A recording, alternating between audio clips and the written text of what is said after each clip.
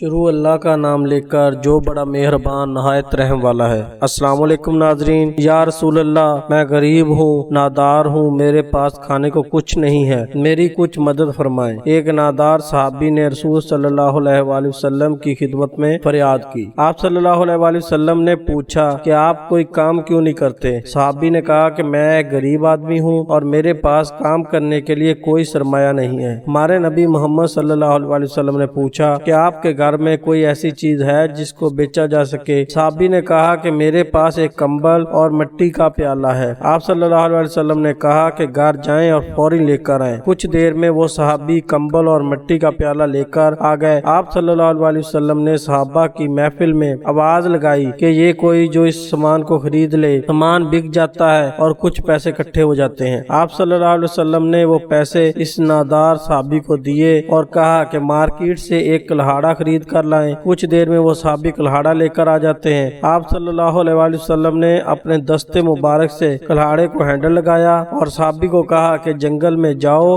اور لکڑیاں کاٹو اور ایندھن کے طور پر مارکیٹ میں فروخت کرو اور مجھے اپنی پروگرس سے آگاہ رکھو۔ صحابی نے حکم کی تکمیل کی اور محنت سے کام کیا۔ کچھ عرصے بعد وہ صحابی آپ صلی اللہ علیہ وآلہ وسلم کی خدمت میں پھر حاضر ہوئے اور اب وہ خوشحال تھے۔ اس واقعے سے ہمیں کیا سبق ملتا ہے؟ صحت مند لوگوں کو صدقہ اور خیرات پر نہ لگاؤ بلکہ ان کو کاروبار کی ترغیب دو۔ نمبر 2، صرف نصیحت اور ترغیب ہی نہ دو بلکہ ایکشن پلان بھی بنا کر دو۔ نمبر 3، کسی بھوکے کو مچھلی نہ دو بلکہ مچھلی پکڑنے کا طریقہ بتاؤ۔ نمبر 4، کاروبار کے لیے پیسے کہاں سے لیے جائیں؟ گھر میں غیر ضروری سامان کو بیچیں، اپنے خرچے کم کریں، قرض اور صدقہ لینے کی بجائے اپنے وسائل خود پیدا کریں۔ اگر آپ کو ہماری ویڈیو اچھی لگی تو ہمارے چینل کو سبسکرائب کر دیں اور بیل کے آئیکن کو دبا دیں تاکہ آنے والی ویڈیوز آپ تک پہنچتی رہیں۔ Thanks for watching.